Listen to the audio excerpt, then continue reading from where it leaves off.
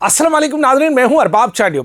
मैंने आपको Karachi water corporation में चलने वाले सिस्टम के बारे में बहुत सारी चीज़ें मुख्तलिफ वक्तों में बताई हैं और उस वाटर कॉरपोरेशन के सिस्टम में जो सबसे बड़ा नाम आ रहा था और जिसको सबसे पहले ओहदे से हटा दिया गया था, जी हाँ, सैयद सलाहुद्दीन साहब, और अब उन्होंने बाज़ाब्ता तौर पर उसे पहले हटा दिया गया था, अब उन्होंने रिज़ाइन कर दिया है अपने इस ओहदे से, सीईओ कराची वाटर कॉरपोरेशन। ये मेरे पास उनके इस्तीफ़े यानी मुस्तफ़ी होने के जो दस्तखत शुदा जो है वो पन्ना जिसे कहते हैं या लेटर आप कहें या जो भी कहें, ये मेरे पास मौजूद है।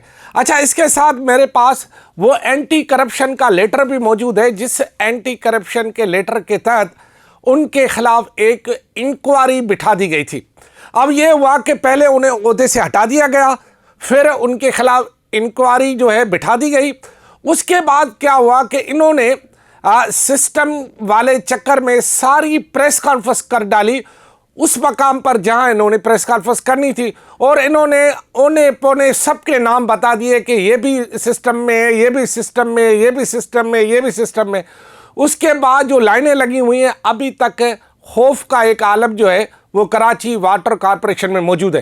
पहले तो बहुत सारे मैंने आपको बताया था कि कितने जो है अफसरान चले गए, वो एक अब थोड़ा सा माजी का किस्सा भी हो गया, और किस किस ने लिख के बाहर आ गए और कौन क्या करके आया, वो सारी चीज़ें मैंने आपको पहले आगाह की थी। लेकिन अब ये जो नई डेवलपमेंट हुई है कराची वाटर कॉरपोरेशन के बारे में, ये डेवलपमेंट इसलिए जो है ज़्यादा अहमियत रखती है कि अगर कराची सिस्टम की वजह से कराची वाटर कॉरपोरेशन का सीईओ जा सकता है, उससे रिज़ाइन ली जा सकती है, या उन्होंने मोहब्बत में दी होगी, हो सकता है मोहब्बत किसी से हो गई होगी, लेकिन उन्होंने रिज़ाइन कर दिया है। अब इस रिज़ाइन के बाद एक और नया पिंडोरा बॉक्स खुलेगा कि वो तो चले गए, लेकिन उन्होंने जो बता दिया है उसके बारे में अब यह है कि सांप छोड़ दिया गया है, और उसके बाद जहां जहां सांप जा रहा है, लकीर के पीछे सब फकीर की तरह जा रहे हैं।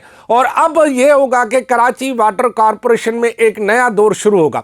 अब नया दौर कैसे शुरू होगा कि जो मुझे पता चला है वो ये है कि कराची वाटर कॉरपोरेशन में एक नारा मशहूर हो गया है कि हम अपना कंधा अब किसी के इस्तेमाल के लिए नहीं देंगे। मतलब क्या है?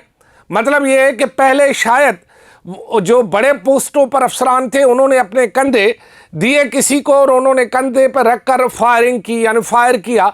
फायर से मुराद है नोट कमाए। और अब जो है ये जो अब अफसरान मौजूद है वो उनका ये कहना है कि हम अपना कंधा किसी को भी इस्तेमाल होने नहीं देंगे, यानी हम सिस्टम का हिस्सा नहीं बनेंगे।